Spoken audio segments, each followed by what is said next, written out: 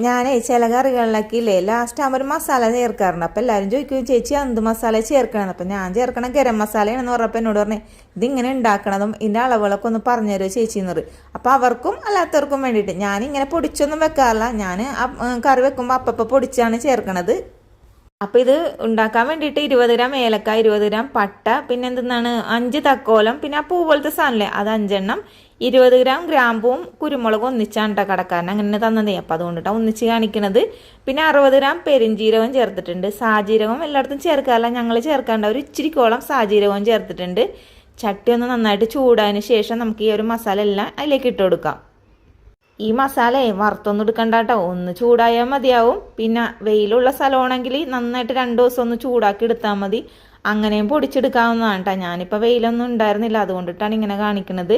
ഇനി നമുക്ക് ഇതെല്ലാം കൂടി നമുക്ക് ചൂടാറിയതിന് ശേഷം പൊടിക്കാൻ വെക്കാം. പൊടിക്കാൻ നോക്കിയപ്പോഴേ കടയിൽ കരണ്ട് പോയി. പിന്നെ അതെല്ലാം കൂടി എടുത്ത് വീട്ടിലേക്ക് കൊണ്ടുവന്നിട്ടാണ് പൊടിച്ചെടുക്കുന്നത്. അതില്ലേ പൊടിക്കുമ്പോൾ നന്നായിട്ട് ഫൈനായിട്ട് പൊടിക്കണ്ട, നേരൊരു തരി വേണം. ഇങ്ങനെ ഫൈനായിട്ട് പൊടിച്ചിട്ടുണ്ടെങ്കിലേ ചൂടായി പോകും നമ്മുടെ മസാല, അപ്പോൾ അതിൻ്റെ ടേസ്റ്റ് പോകും. അപ്പോൾ എന്നിട്ട് നമുക്കിതിൽ അപ്പം തന്നെ കുപ്പിയിലാക്കി അടച്ചു കൂട്ടി വെക്കണം കേട്ടോ. പിന്നെ എടുക്കുമ്പോൾ നമ്മൾ എടുത്ത് അപ്പം തന്നെ പൂട്ടിയും വെക്കണം, അല്ലെങ്കിൽ അതിൻ്റെ മണവും ഗുണവും ഒക്കെ പോകും. ഞാൻ ഈ ഒരു മസാല ഏത് കറിക്ക് ലാസ്റ്റേ ചേർക്കുള്ളൂ കേട്ടോ. ആദ്യം തന്നെ നമ്മൾ ആ കിച്ചൺ ഡ്രസ്സേഴ്സിൻ്റെ മീറ്റ് മസാലയും ചിക്കൻ മസാലയൊക്കെയാണ് ഉപയോഗിക്കുന്നത്. അപ്പോൾ അതേ വീഡിയോ ഇഷ്ടപ്പെട്ട സപ്പോർട്ട് ചെയ്യാനും ലൈക്ക് ചെയ്യാനും മറക്കരുത്. താങ്ക്